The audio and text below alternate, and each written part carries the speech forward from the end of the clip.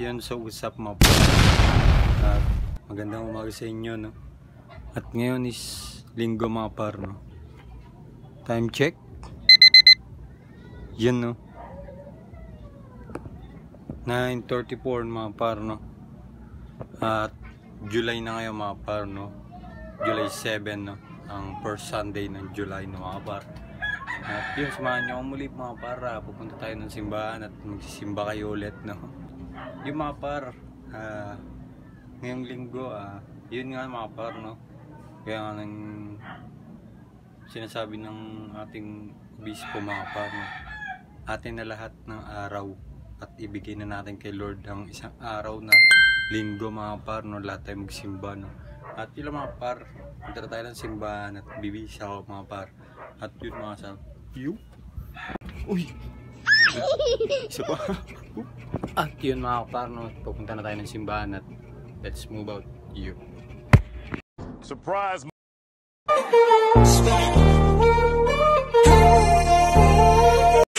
What's up mga par, at yun, nag-intro na mga par, no?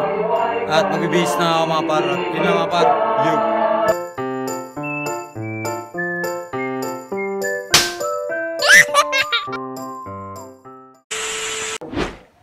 Sa pagkakadapa ang sangkatauhang masayahin. Ipagkaloob mo sa amin ang banal na kagalagan upang kami sinagip mo sa pagkaalipinan ay magkamit ng iyong ligayang walang katapusan.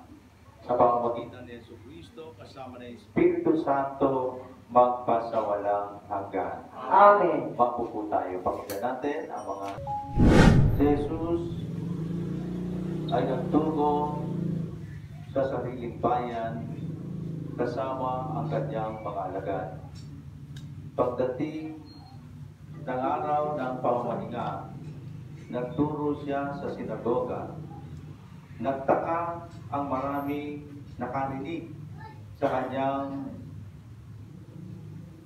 pagtuturo at nagtanong, saan niya nakuha ang lahat ng iyan? Anong karunungan ito ipinagkaloob sa kanya?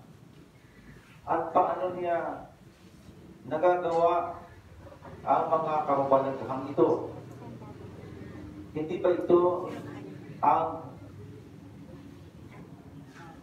karpintero anak ni Maria at kapatid ni Santiago, Jose,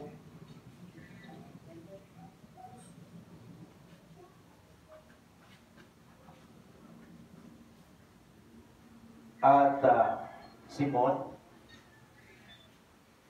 Dito yan nakatira ang kanyang mga kapatid. Hindi ba? At siya ayaw nilang kilalangin. Kaya sinabi ni Jesus sa kanila,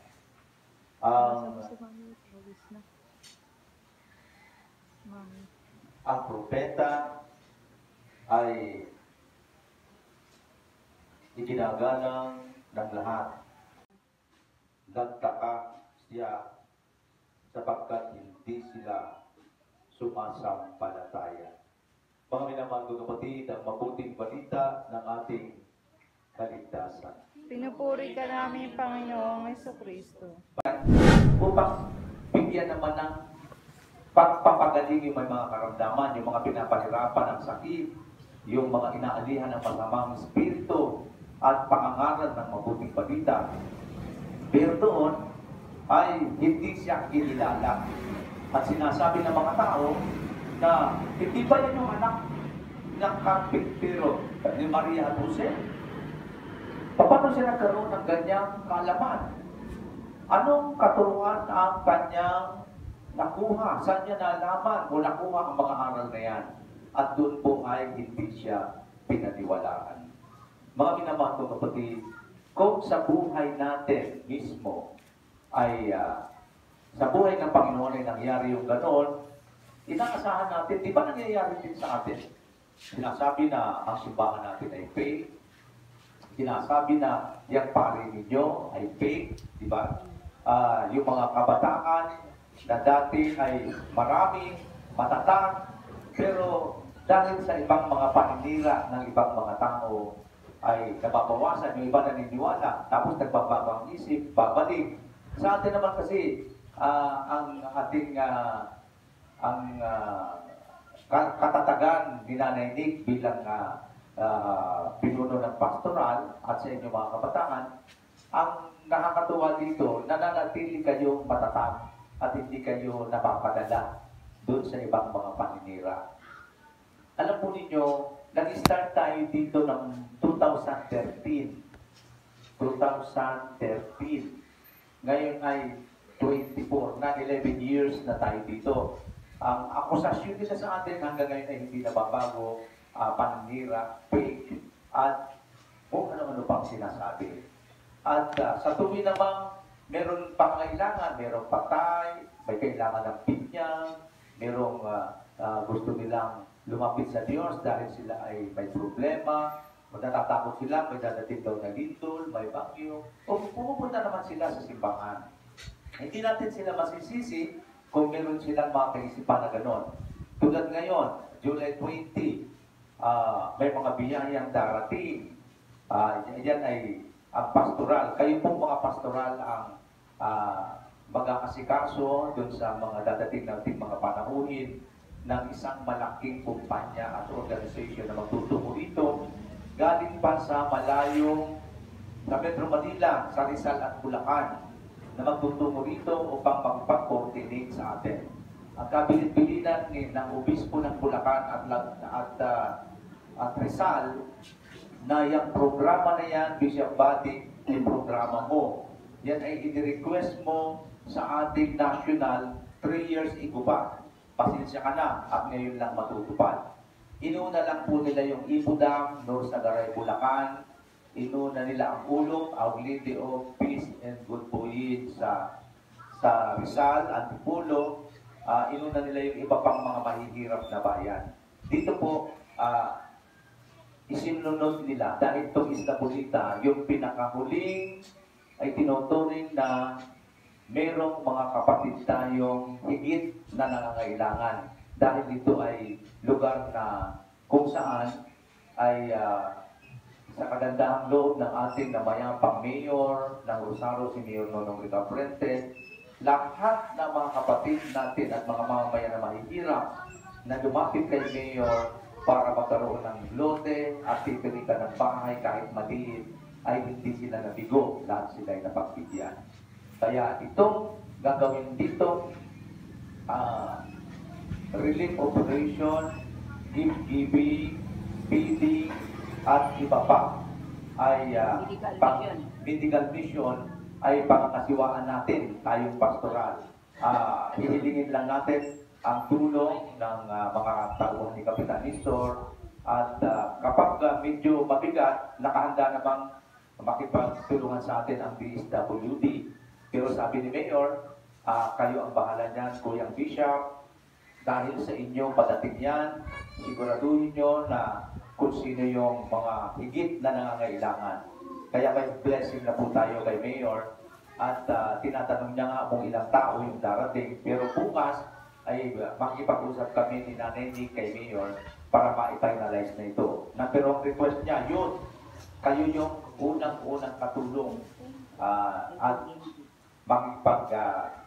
makikipag-ugnayan para ma-asistihan natin yung mga bisita natin galing sa Metro Manila. At kayo na rin yung mag-identify ng mga kabataang nangangailangan ng mga gamit, package.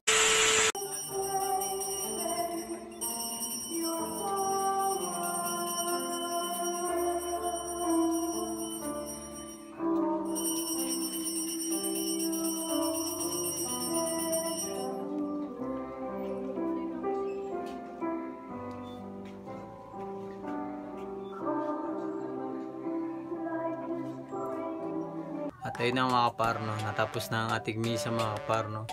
At yung mga par, sana na simbaw kayo, nagalaw kayo mga kaparno, nalibot mga kaparno. At yun mga par, yung narinig nyo sa homily na ng July, sabi ni Bishop, no? Ngayong July 20, no? May pa-program kami mga kapar, no? Sponsor yon mga kapar, no? Si Bishop ang sa pamumuno ni Bishop, no? At yung mga par, pagmimitingan pa yon at kaklaruin, no? Mga par, kung paanong flow yung gagawin ng mga par, no? Kung paano yung ano namin, yung sunod-sunod mga kapar na ano gagawin. At yun, mag-meeting mo ng pastoral, mga sakristan at mga choir, mga par, no? Dahil kailangan ng tulong namin, no? Ayun nga, mga par, diba? Sabi ni Bishop na dapat kami yung manguna doon, mga par, no? At ayun mga par, abang na lang kayo mga par, baka siguro sunod na vlog natin. Ayun na mga kapar, no? Ayun na. Tsaka ano mga par, pakita ko sa inyo yung ano, yung pinaka ganap daw mga par. Ito yun, no? Yan mga par. Yan mga par. At yung ano mga par, no? Mangyayari doon mga par, no?